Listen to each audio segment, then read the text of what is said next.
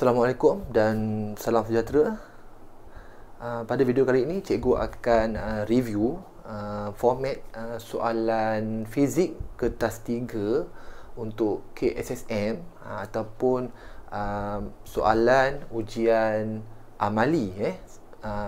Seperti yang telah kita ketahui bahawa kertas 3 telah berubah format, iaitu daripada ujian bertulis kepada ujian amali, di mana pelajar tahun 2021 merupakan pelajar yang pertama akan menjawab soalan kertas 3 berformat baru ini, iaitu berupa ujian amali. So diharap video ini dapat membantu pelajar untuk memahami dan mengetahui teknik untuk skor fizik kertas 3 KSSM ini. Sama-sama kita saksikan video ini. Terima kasih.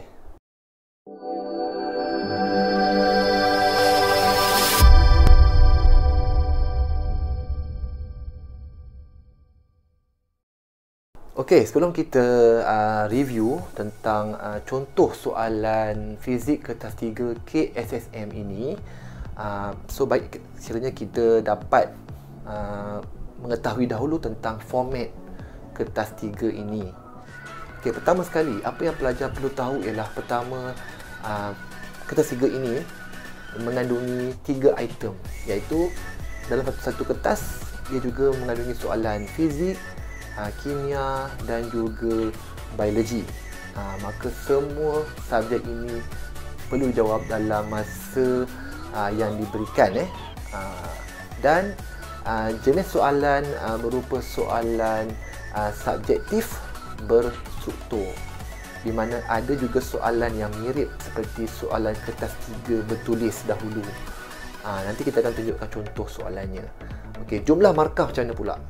Markah adalah diberikan sebanyak 15 markah untuk setiap item. Maka total markah untuk ketiga-tiga item ialah sebanyak 45 markah.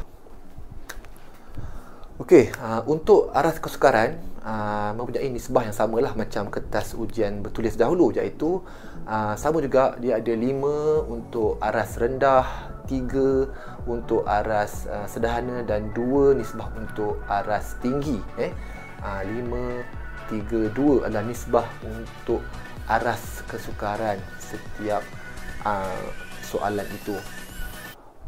Seterusnya, masa menjawab pula. Untuk masa menjawab, dicadangkan pelajar perlu menyelesaikan satu item itu dalam masa 45 minit. Maka untuk menyelesaikan ketiga-tiga item tadi, total masa yang diberikan adalah selama 2 jam 15 minit sahaja. Akan tetapi, untuk menyemak radas yang diberikan, bayangkan, kita berada di makmal, meja kita telah ada radar-radas yang diberikan sebelum kita masuk tadi. Maka bila kita masuk, kita akan diberikan checklist untuk menyemak setiap radas. Radas untuk fizik, radas untuk kimia dan juga radas untuk biologi. Kita harus buat tick checklist tu. Mana yang ada kita tick. Itu diberikan masa selama 15 minit. Pelajar tidak dibenarkan membuat apa-apa, hanyalah menyemak sahaja radas. Maka pelajar hanya ada baki selama 2 jam sahaja untuk menjalankan eksperimen dan menjawab soalan untuk ketiga-tiga item. Tapi untuk cadangan, satu item tu perlulah diselesaikan dalam masa 40 minit maksimum. So itu sahaja untuk perbincangan tentang format SPM Fizik kertas 3 untuk KSSM ataupun kertas ujian amali. Seterusnya kita akan lihat contoh soalan kertas amali tersebut. Hanya kita fokuskan kepada kertas soalan fizik. Silakan.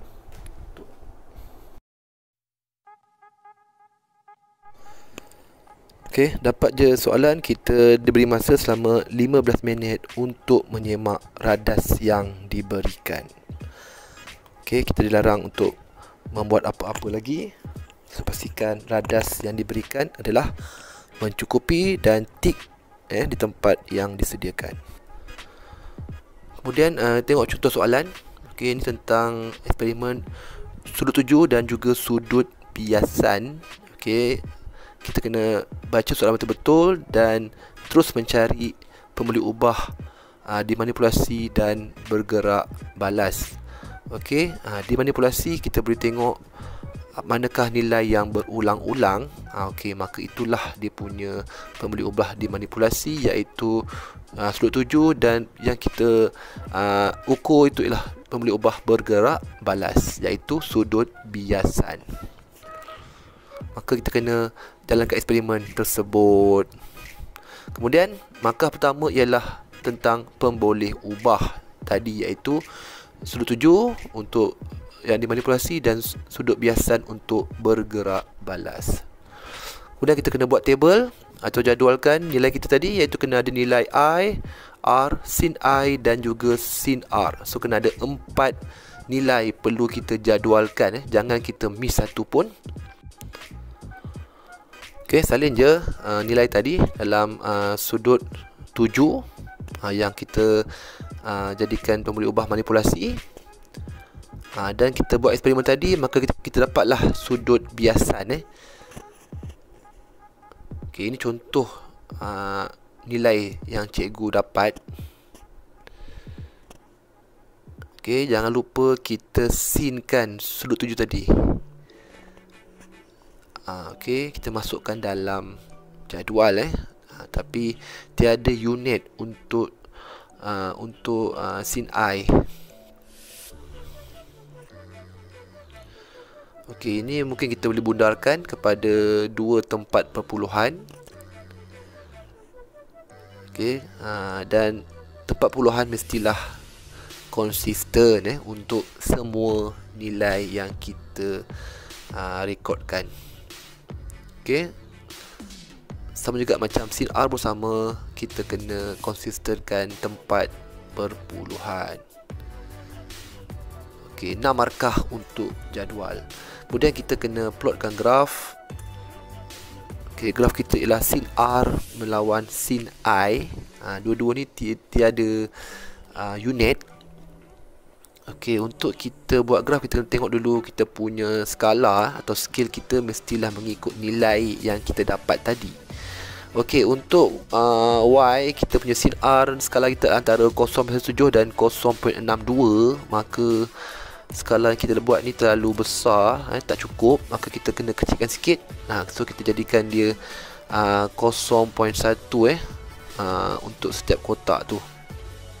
Sebab tak cukup, kita nak buat 2 kotak. Okey, nilai tinggi kita 0.7. Okey, cukup. Dan mesti tahu apakah nilai terkecil bagi sin R ni, iaitu 0.01. Pastikan tahu nilai terkecil untuk graf kita ini. Kemudian kita plotkan sin I, paksi X, iaitu kita letakkan skalanya ialah 0.2 untuk setiap kotak. Maka jangan lupa kena tahu berapakah nilai terkecil untuk kotak tersebut, iaitu 0.02. Kemudian kita boleh plotkan graf mengikut jadual tadi. Dan graf kita ni mesti bermula dengan kosong, kerana bila tiada sudut tuju maka tiadalah sudut biasan. Ingat, graf kita mesti kena sampai hujung. Nak tengok di mana dia bermula. Di sini yang kena pada titik hanyalah 2 dan yang tak kena adalah 3, di mana 2 titik di bawah garisan dan 1 lagi di atas garisan. Maka bezanya adalah 1. Maka ini consider sebagai best fit. Best fit tu mestilah beza antara atas dan bawah garisan tu mestilah tak lebih daripada 1. Okey, dapat dah graf tadi, kita bolehlah buat dia punya hubungan. Maka graf kita tadi bermula daripada kosong, bermakna hubungannya mestilah berkadar langsung. 1 markah untuk jawapan ni. Okay, ataupun sin R is directly proportional to sin I pun boleh. Okay, so kemudian soalan yang seterusnya, kita diminta untuk mengira kecerunan graf. Maka kita boleh pakai formula y2 minus y1 x2 minus x1. Okey, jangan lupa kita kena buat dulu segitiga pada graf tersebut, dan kita kena dapatkan nilai yang tepat pada graf tersebut. Di sini y1 kita adalah 0 dan y2 kita adalah 0.66. Dan x1 kita 0, x2 kita pula ialah 1. So kita letakkan pada kertas soalan tadi. Kita kira dan dapatkan dia punya kecerunan. Okey, 0.66 bahagi dengan 1 sudah panggillah 0.6 dan tiada unit untuk jawapan tersebut. Okey, soalan terakhir, soalan aras tinggi. Sekiranya kita tukarkan blok kaca kepada ais, apa jadi pada kecerunan graf? Maka bila kita ubah bahan ni tadi, maka yang berubah ialah dia punya refractive index ataupun indeks biasan. Maka indeks biasan tadi akan menjadi lebih rendah kerana ais rendah daripada kaca, dia punya indeks biasan. Maka berlaku ialah sin R dia akan lebih tinggi. Maka graf tadi sebenarnya akan naik lebih tinggi daripada graf kaca tadi. Ini contoh cikgu buat. Okey, graf untuk ais akan lebih cerun compare dengan graf untuk kaca, walaupun nilai sudut tujuannya adalah sama. Ini simulasi lah graf untuk ais berbanding dengan graf untuk kaca.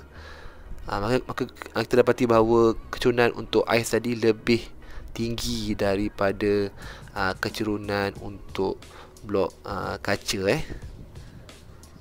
Bertambah dia punya kecerunan. Maka jawapannya tadi mestilah bertambah.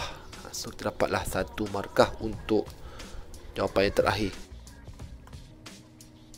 Maka itu saja perkongsian untuk kali ini. Link soalan ada di bawah video, boleh kita buat sama-sama. Terima kasih kepada semua, jumpa lagi. Bye bye.